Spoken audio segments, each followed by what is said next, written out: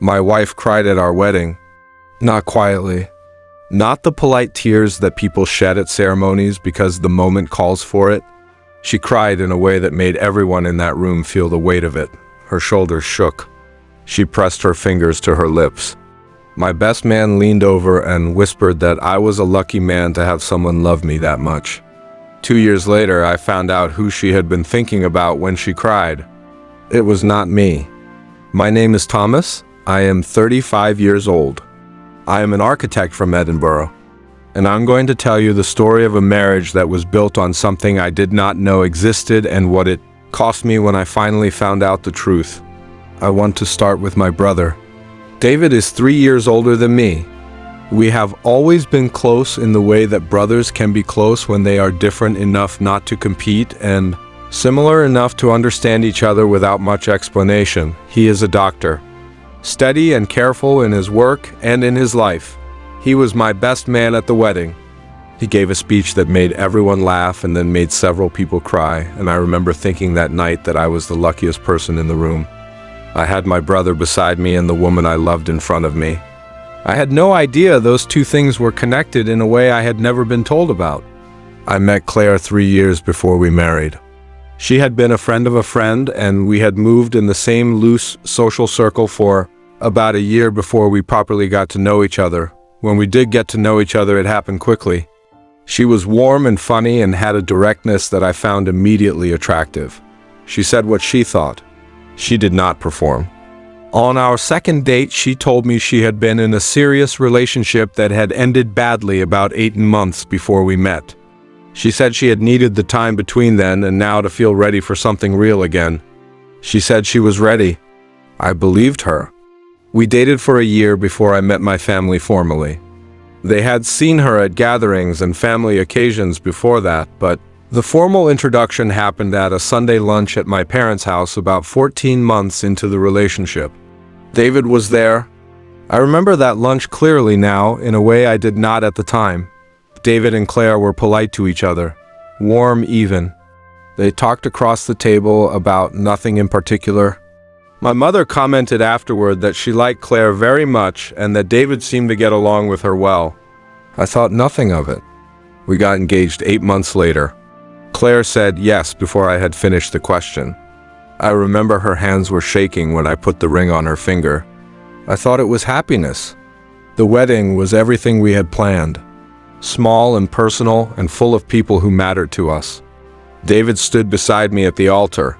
Claire walked toward us and she was more beautiful than I had ever seen her, and she was crying before she even reached me. Those tears. I have thought about those tears so many times in the years since. What they meant, who they were for. Whether she knew, even then, and was grieving something she had decided to leave behind.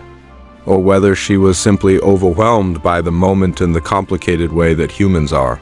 Overwhelmed by the things they have both chosen and lost. I will never fully know the answer to that. The first year of our marriage was good, genuinely good. We settled into a life together that felt solid and right. We bought a flat. We talked about children in the abstract way that couples do when children feel like a pleasant future possibility rather than an urgent present question. We had friends we saw regularly and habits we had built together, and the ordinary, comfortable texture of two people who have chosen each other and are at peace with that choice. I was at peace with it. I believe she was too. The second year, things shifted in a way I noticed but could not name. Claire became slightly more withdrawn, not dramatically. She was not cold or distant in any obvious sense. But there was a quality to her attention that changed, as though part of her was somewhere else in a way it had not been before. I asked her several times if she was all right. She said yes. She said she was just tired. She said work was demanding and she was finding the winter difficult and she would be better when the spring came. The spring came. She was not noticeably better. David came to stay with us for a weekend in April of that second year. He lived 2 hours away and visits were not frequent but not unusual. We had a good weekend on the surface.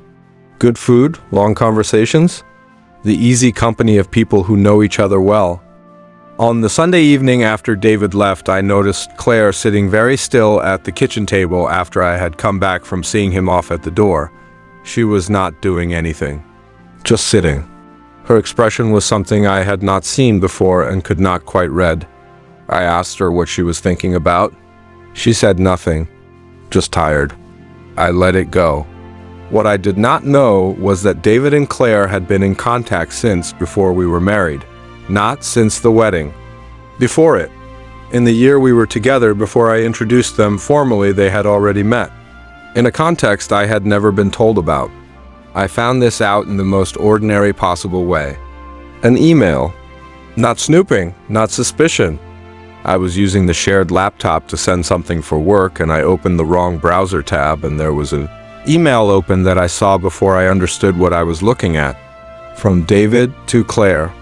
I read 3 lines before I closed it. 3 lines were enough. I sat at that laptop for a very long time, and then I did something that I think surprised even me. I closed the browser. I finished what I had opened the laptop to do. I made dinner. I sat across from Claire and ate and talked about nothing in particular. I did not say anything that night. I needed to think. What those 3 lines told me was that David and Claire had a history that predated me. Not ancient history, recent. The serious relationship that had ended badly 18 months before she met me. The one she had told me about on our second date. It was David, my brother. She had been in a relationship with my brother. I spent the next 3 days going back through everything I knew with that information inserted into it. Every family occasion where they had been politely warm with each other. Every Sunday lunch, David standing beside me at the altar. Claire's tears when she walked toward us. The picture that assembled itself was not one I wanted to look at. I confronted David first. Not Claire, David. I called him on a Wednesday evening and I told him I knew. I did not tell him how much I knew.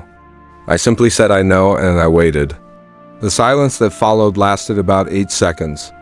And then he told me everything. They had been together for 2 years before she and I met.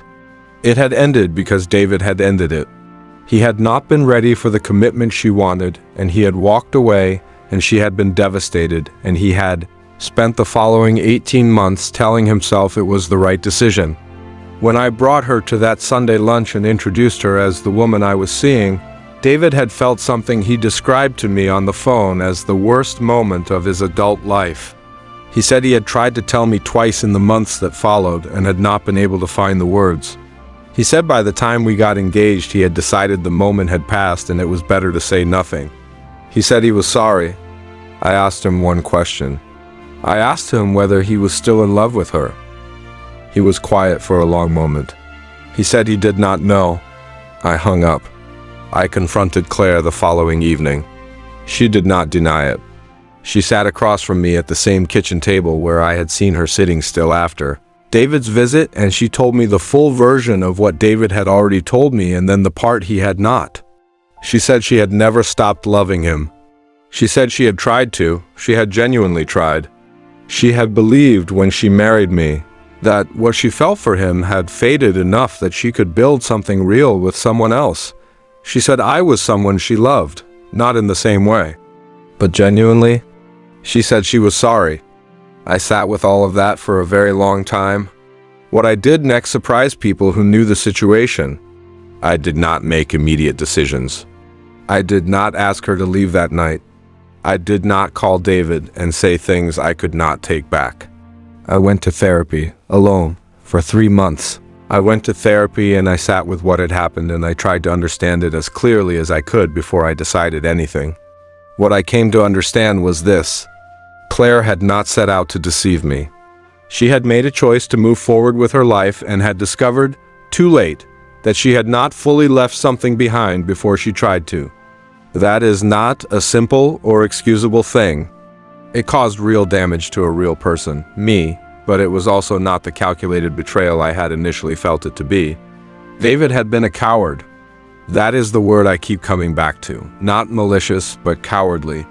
He had prioritized his own discomfort over my right to know something that directly affected my life, that I find harder to forgive than what Claire did, because Claire had been trying to choose me. David had simply been trying to avoid a difficult conversation.